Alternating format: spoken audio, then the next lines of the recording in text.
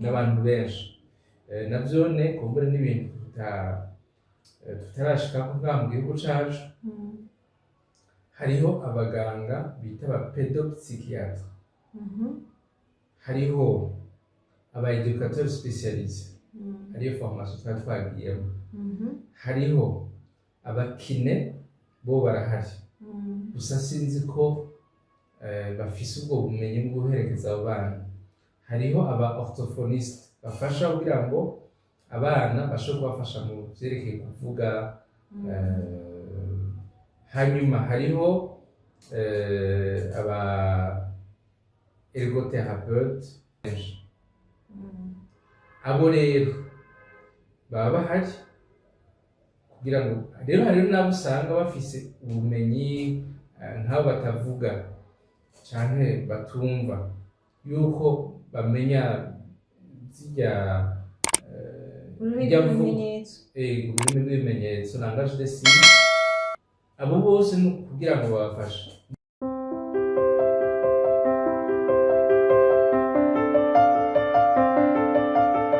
Axia Vibes TV, iteka ryanje, iteka ryawe, iteka ryacu. Vibes TV, ukwemera kuvyara ubuzima. Ndabaramukije cane mwose ahari, muraho murakomeye.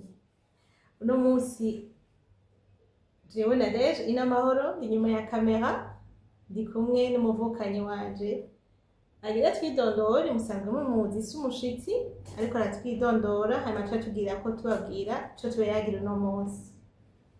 Bakunzi ba Axia Vibes TV, iteka ryawe, iteka ryanje, ukwemera kuvyara ubuzima, ndabaramukije, ndabagumbiriye cane.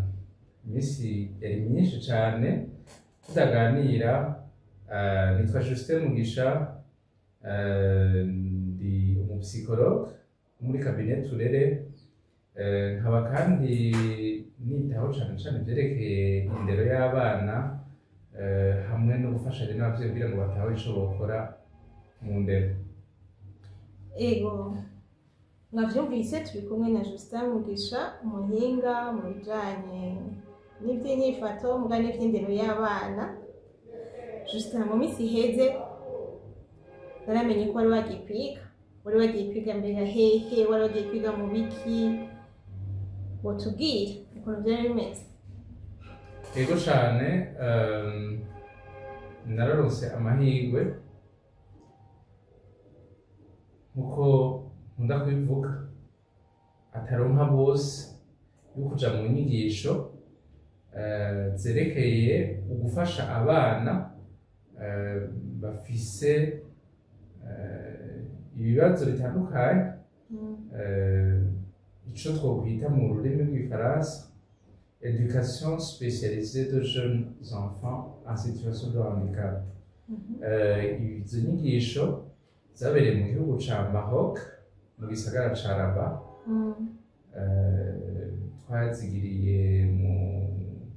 twazigirishijwe n'ikigo bita Almanar.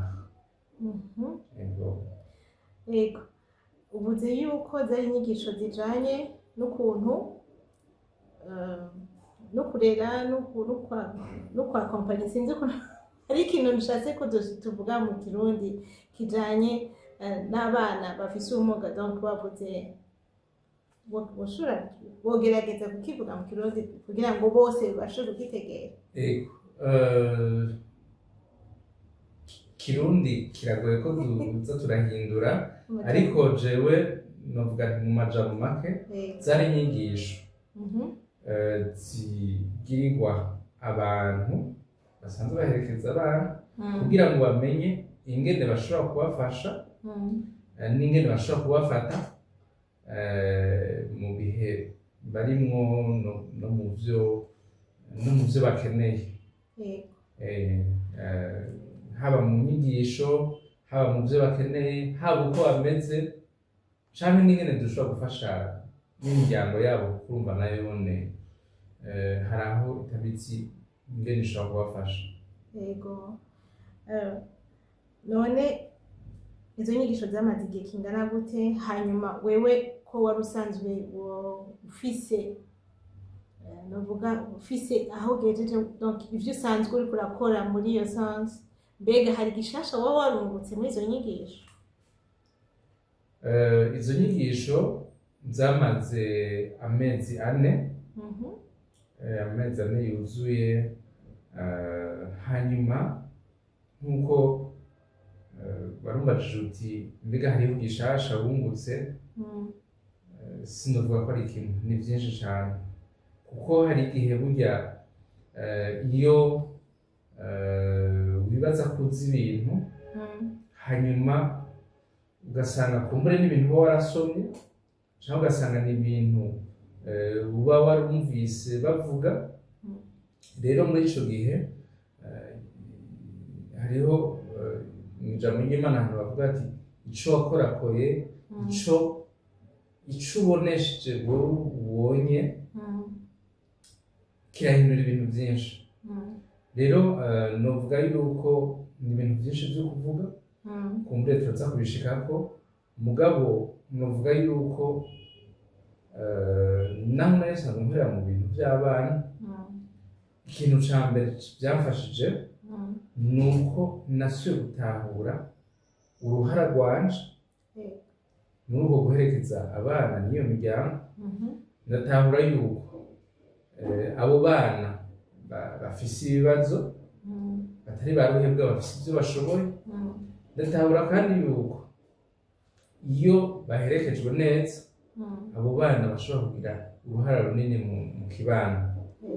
Ni ibintu byinshi, mugabo nasanze kandi nko mu gihugu cacu dufise n'intambwe dukeneye gutera kugira ngo abo bana kumbure bari mu mazu baguma bari ngaho kwibarabara, kumbure bari muri aya mashuri ataco bariko barafashwa gikwiye, yuko hakenewe yuko hari ikintu coko kugira ngo nabo tubahe ayo mahirwe.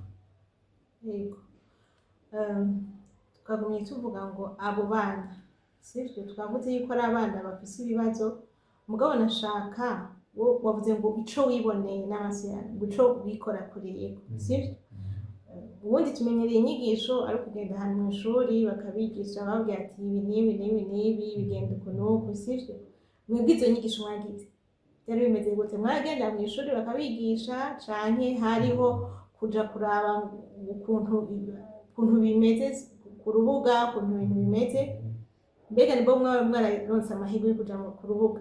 Tuvuze ngo abo bana, ubushatse kuvuga nk'akarorero, abana bamerewe gute, babagirira iki? Ego, uko inyigisho zitunganije nasanze ari ikintu naco gihambaye, kuko kumbure si ibintu abantu benshi baronka.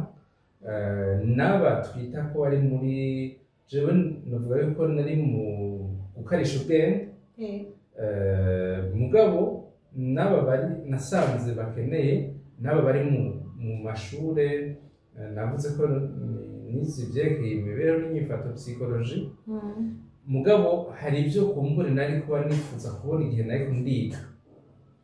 Rero izo nyigisho ko zari zitunganije n'ukuri, nivyo hariho inyigisho zidufasha gutahura uwo mwana, zikadufasha gutahura mbega uruhara rwanje n'uruhe kugira ngo dushobore kubafasha. Ica gatatu nuko habaho rero n'ibihe vy'uko tuja mu bigo bitandukanye birimwo vyakira abo bana. Nuvuga yuko igihugu ca Maroc, kumbure n'ibindi bihugu kumva sinagiye hose, ni igihugu ico kintu co gufasha abana no kubitaho bagishize imbere. Bisigura yuko hariho ibigo vyinshi, hariho amashure menshi yakira abo bana. Hanyuma rero ngerageje kwibuka majuti mbega abo bana n'abahe, imigwi niyahe. Hariho abana nk'akarorero usanga bafise ico bita autisme. Hanyuma hariho abandi bana baba bafise trisomie 21. hariho abana baba bafise ico bita infirmité motrice cérébrale, hariho n'abana baba bafise ubumuga bwo kutumva canke kutavuga canke kutabona, canke ugasanga bafise kimwe muri ivyo bagaca bagira ico bita indwara z'ivyuririzi, des comorbidités, bafise n'izindi ndwara bijanye ugasanga nk'ubu afise autisme, afise n'izindi bishobora gutuma kumbure atavuga canke atabona. Rero novuga nti hariho ibigo usanga vyakira abana bafise autisme gusa, schizophrénie gusa, canke ugasanga hariho n'ivyakira ugasanga ni nk'amashure canke ni yakira bose. Ikindi gihambaye si vyerekeye gusa kubakira, kubigisha, hariho n'icerekeye kubakompanya canke kubaherekeza mu buzima bw'inyuma y'ishure. Kuko mvuze ishure ntituvuze biriya vyo kuja mu wa mbere, mu wa kabiri, mu wa gatatu. Hariho novuga nti ikindi kintu gihambaye mbere yuko nshika kuri ivyo nuko hariho abantu benshi bari muri bari iruhande y'uwo mwana kugira bamufashe, n'abantu benshi. Navyone kumbure n'ibintu tutarashikako ngaha mu gihugu cacu. Hariho abaganga bita aba pédopsychiatre, hariho aba éducateur spécialisé, hariyo formation twari twagiyemo, hariho abakine bo barahari, gusa sinzi ko bafise ubwo bumenyi bwo guherekeza abo bana. Hariho aba orthophoniste bafasha kugira ngo abana bashobore kubafasha mu vyerekeye kuvuga. Hanyuma hariho aba ergothérapeute, hariho n'abantu benshi. Abo rero baba bahari kugira ngo rero hariho n'abo usanga bafise ubumenyi nk'abo batavuga canke batumva, yuko bamenya zirya ururimi rw'ibimenyetso, langage des signes. Abo bose ni kugira ngo babafashe. Rero nariko ndavuga nti mvuze inyigisho mba mvuze ubwa mbere umwana avutse canke akuze ariko arakura, hageze ko aja kw'ishuri baramutwara ku mu pédopsychiatre, hanyuma akavuga ati uyu mwana tumuravye turabona yuko ari umuntu ashobora kwigishwa canke ashobora gufashwa, akazoshobora kuja muri kwiga vya bindi, kuko arafise nuvuga nti ubushobozi, les capacités zibimufasha kumbure mu bwenge. Hanyuma iyo babonye yuko hari bizogorana, hariho abana babanza gutwara muri vya bigo bispecialize kugira ngo nyuma y'igihe kanaka bazobatware mu mashure twita yuko ari amashure asanzwe, harimwo abandi canke afise porogaramu canke indinganizo y'abandi. Hariho rero n'abandi bavuga bati uyu muntu naho vyogenda gute ntivyokunda. Hanyuma uwo rero baca bamuronderera ya macentre spécialisé, hanyuma bakamwigisha imyuga, hanyuma akaba ari umuntu azi guteka, azi gukora amagato, azi gukora ibi n'ibi n'ibi n'ibi. Ikindi gihambaye ni uko uwo muntu haba hari ibigo ahavuye bica bimwakira kugira ngo bimufashe kugira ngo ashobore kumenyera ivyerekeye akazi. Ego, insertion professionnelle. Aho rero uwo muntu aba ari umuntu bivanye n'ivyo ashoboye n'ivyo aba yarize n'ingene yaba yaherekejwe, akaba ari umuntu yumva ko yibeshejeho, yumva yuko hari ico amaze, yuko hari n'ico ashobora kumarira abandi.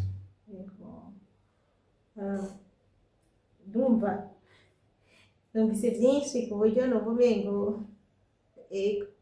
umengo kuza aho mpera ibibazo ni vyinshi, kuko wabivuze uti iwacu hariho intambwe tugikeneye gutera, kandi n'ivy'ukuri hari intambwe dukeneye gutera.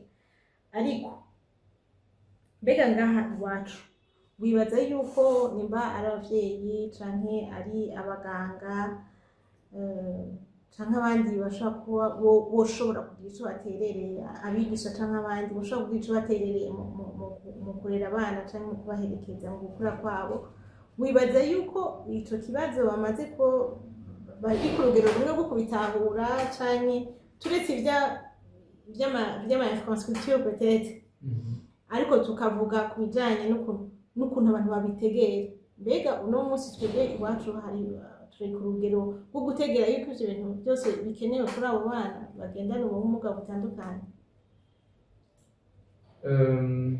Kuba abo bose biraba, abarezi, abavyeyi canke n'abandi bafise ico bakora, bashobora kuba babizi,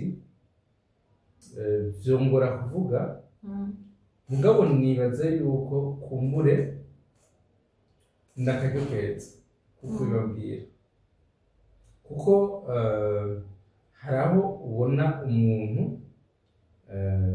kuko iyo umuntu arindiriye umwana akamuronka hanyuma agasanga arafise ikibazo runaka, kenshi yibaza yuko mbega nakoreye iki Imana nakoze iki kugira ngo inkorere bino bintu. Hanyuma n'abo bantu kibano kw'ishure, kuko umuvyeyi wese aba ariko aragerageza avuga ati reka ndabe yuko vyokunda yuko umwana amera nk'abandi. None ihambaye si uko umuntu amera nk'abandi, ni uko aba wenyene hanyuma akagira ico yimarira akamarira n'abandi. Rero muri ico gihe numva haba harimo n'ibindi bintu bitandukanye. Ubwa mbere abamufasha, mbega twe tumufata gute iyo tubonye umuntu yaronse umwana hanyuma bikagenda uko, akaba afise novuga atandukanye n'abandi. Ica kabiri ni ugutahura ko uwo mwana uko ameze, uko nyene ameze, navuze ko atandukanye, arafise ibintu vyiza, arafise ubushobozi, arafise kumbure n'ivyo arushije babandi baba bibaza yuko bakomeye. Aho nk'akarorero biri mu bintu vyatangaje, si jeje nyene, nk'akarorero ugasanga bariko barakubwira bati turiko tuvuga nk'umwana afise autisme. Mu Burundi wewe bishitse ukavyara uwo mwana umva yuko Imana yaguhaye igihano, mugabo ababitahuye bo bavuga bati uwo mwana yigishijwe neza, ni wa muntu akunda ivyo ariko arakora, akabikora neza, akabikora ku mwanya we. Kuko mu bintu biranga autisme hari imico bita la rigidite. Kuba umuntu mubwiye ngo saa sita ntiyumve saa sita n'inusu, mubwiye saa ndwi ntiyumve saa cenda.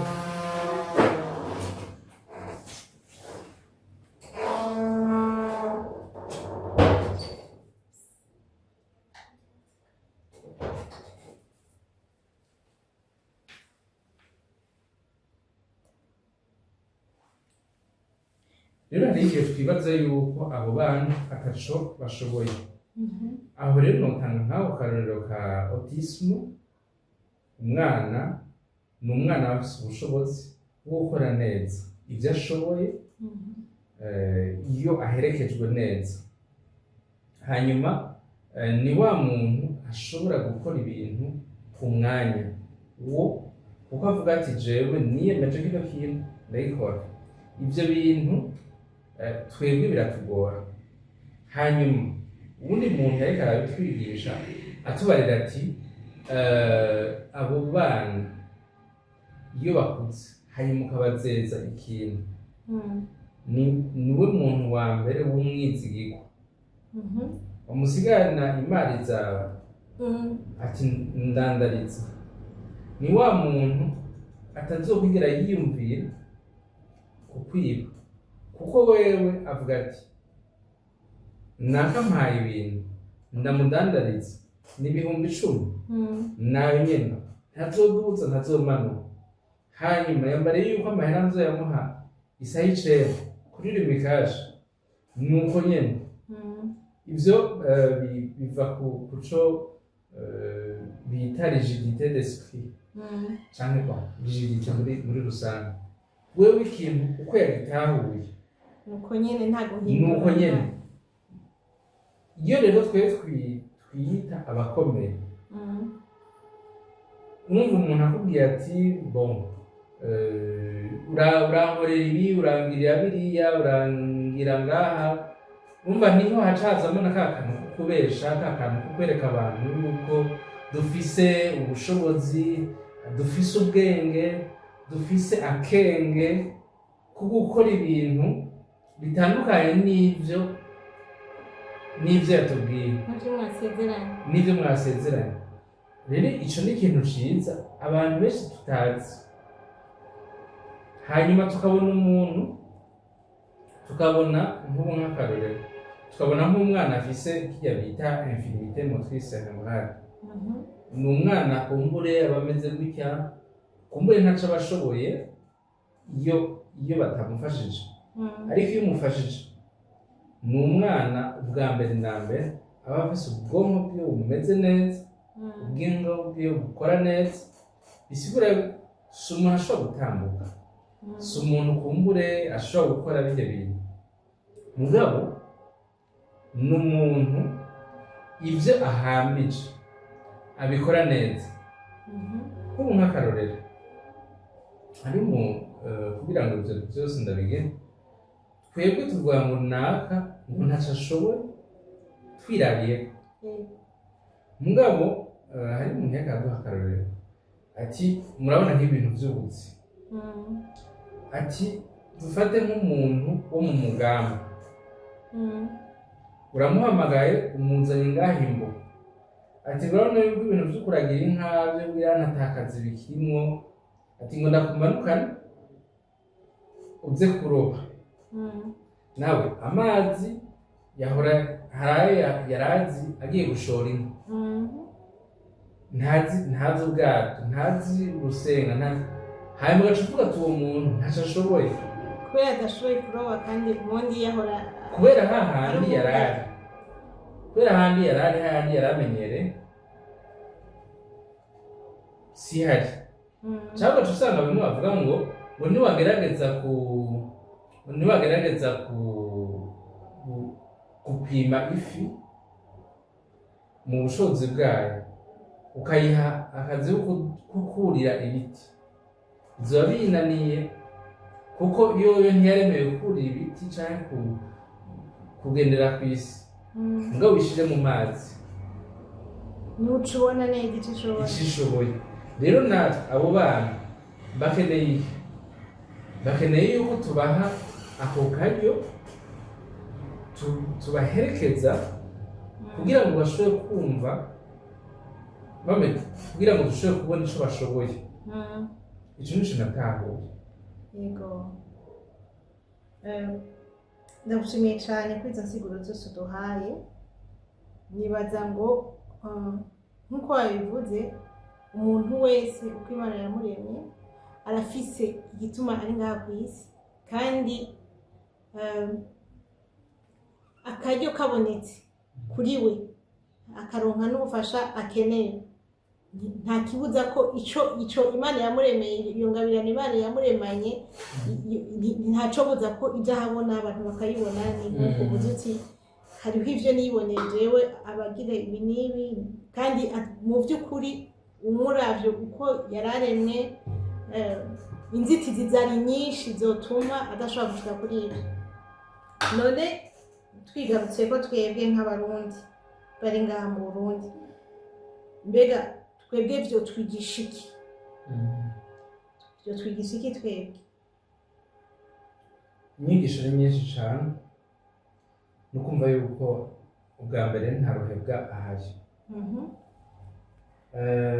nivyo nariko ndavuga iyo umuvyeyi avyaye abakiri gukeza kuko nta muntu avuga ngo nivyo hari ibishobora kuba biva ku gushaka kw'abantu mugabo uwo muvyeyi nta muvyeyi ahitamwo kuvyara umwana ameze uko canke kuriya ica kabiri icigwa je nibaza nuko umuntu wese ahari yokwibaza ati mbega jewe nokora iki kugira ngo mfashe abo bavyeyi mfashe abo bana aha ushobora gufatira ku bafise ivyo bajejwe mu bafata ingingo zitandukanye mbega mu vyo bakora bariyumvira kuri abo bana ku vyo bashobora gufasha igihugu canke kibano aha hariho uruhara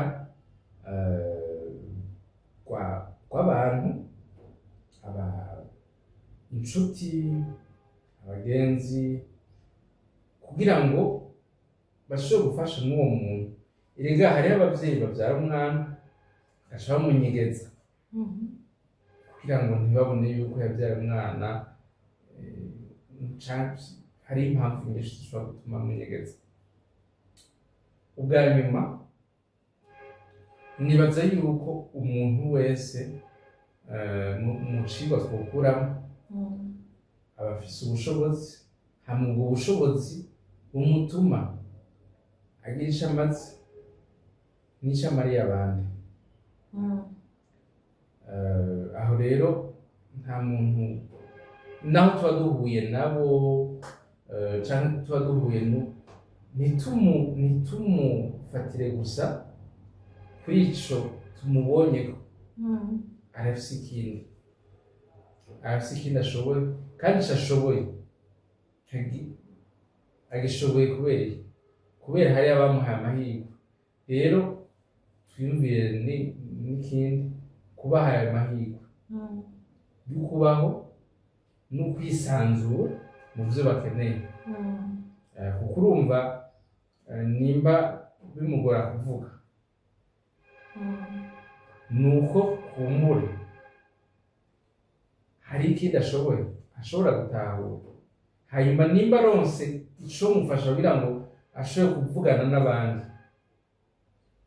bisigura yuko azoba ari umuntu ahambaye sinzi ko bitahura yego je ndabitahura cane kandi nibaza ngo ahubwo kuri Action Vibes TV ndibaza ko vuba tuzozana n'intaha z'abavyeyi bashoboye guherekeza abana babo bavukanye ubumuga butandukanye haba ivyo vyo kutabona canke vyo kutumva no kutavuga ariko bakaba baherekeza uno musi bakaba ari abantu b'abagabo bubatse ingo canke b'abakenyezi canke nibo batobarubaka izabo ari abantu bafise aho bigejeje batonda mu kazi ahatandukanye kugira ngo n'abavyeyi bandi kumbure abavyeyi bandi canke nk'uko bavuze ikibano bategereye yuko iyo uyu mwana ahawe amahirwe mugabo urumva ko bisaba intambara yindi sico kimwe n'uwo uvutse agaca mu minsi agaca yicara hanyuma akavura agacagira ane bisaba yindi ngwano nibaza ngo naho nyene muzohadushikira yindi novuga sinzi ko navuga ko ari ingwano canke ko ari ariko nurundi rugendo nurundi rugendo umuntu agenda yirondera atakarorero kumbure atakarorero afise kuko atafise papa wiwe na nyokuru wiwe nande nabo bavukana n'abandi ntibari kubasangira urwo rugendo ariko ni urugendo rundi kumbure sinzi ko ico uvuga ko umunyene canke ko ari ibindi kumbure tuzogaruka iyo tuvuze urugendo kumwe n'ijambo rikwiye kuko urumva reka dufatire ku kantu kamwe kumure dushobora kubironderera uwundi mwanya dufatire ku kantu kamwe kamwe k'ikibano arafise uwo mwana ameze ko Imana yamumuhaye hama arashobora kugira urugendo rw'ubuzima rutoroshe bimwe bakunda kuvuga ngaho hanze bwo kwiyakira n'ukwakira uwo mwana hahandi abantu bose arenganye bose bajyana inzara arenganye bamuvuga arenganye kugira ngo rero azokwiyakira yongere yakire uwo mwana si ibintu vyoroshe si ibintu vyoroshe na gato rero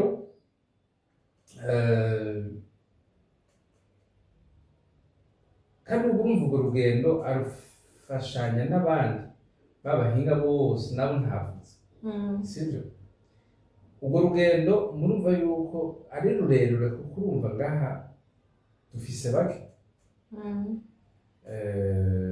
kumbure hariho abaje baravyiga hariho abaje bariyigisha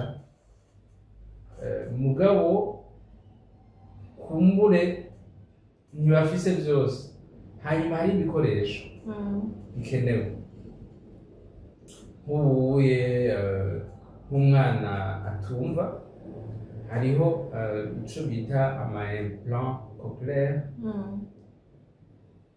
bamushiramo hanyuma ugasanga uwo mwana bakamuhaye uwo mwana aca yumva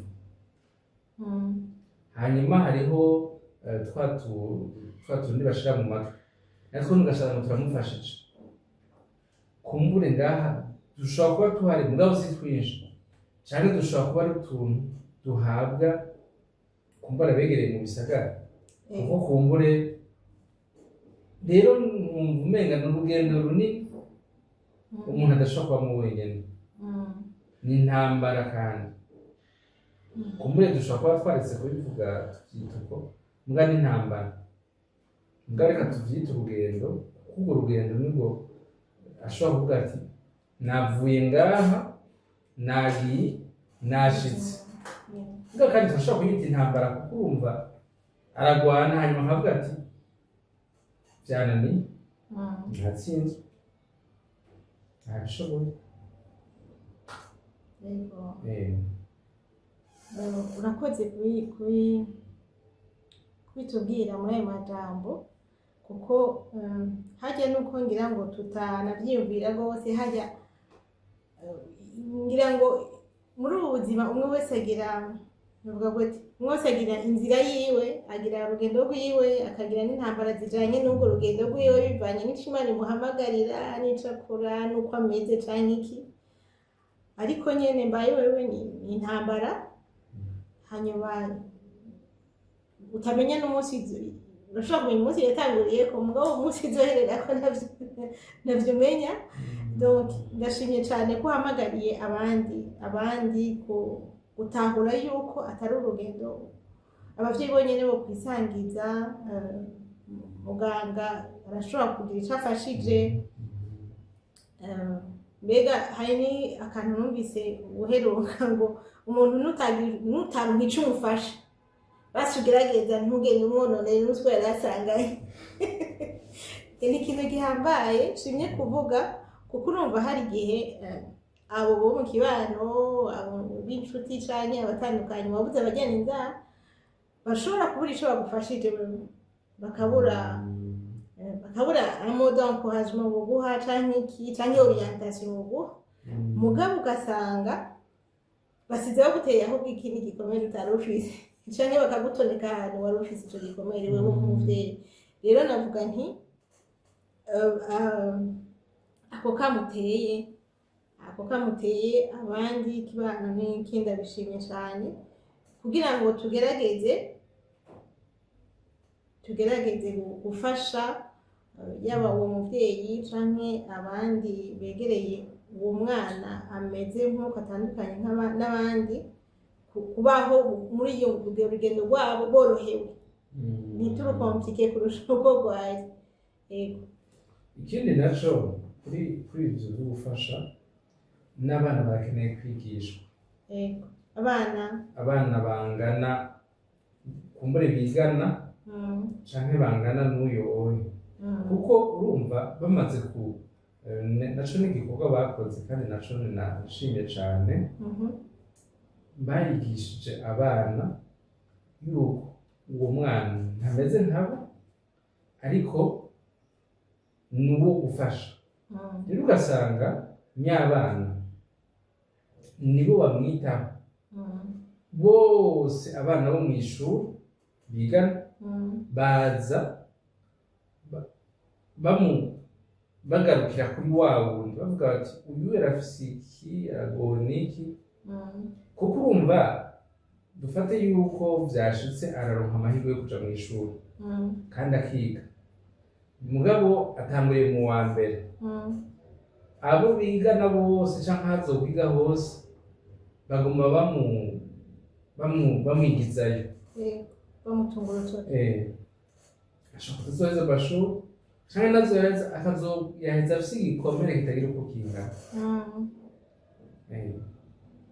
Nuko rero babisaba ko n'abari ngaho iruhande yiwe bahindura ingendo bagahindura n'ukuntu bamuraba inyifato yabo kugira ngo ntimwononere. None turiko turegereza gusozera kino kiganiro sinzi ko hari ikintu kindi wogira ico uvuze kija mu guhimiriza kumbure canke sinzi kugira ngo duce dusozera ikiganiro cacu. Nari nabivuze nazi ko nshobora kubishyira mu majambo make. Abana afise bavutse ugutandukanye kw'abandi bakavuga bafise ingorane barakeneye gutahurwa duhereye ku bavyeyi babo barakeneye gufashwa kandi bafashijwe n'abantu bashobora kubaho bahagira ico bamaze bahagira n'ico bamariye abandi kandi ivyo biri novuga nti mu nshingano sinzi ko ariko umuntu bivuga biri mu bigize ubuzima bw'umuntu.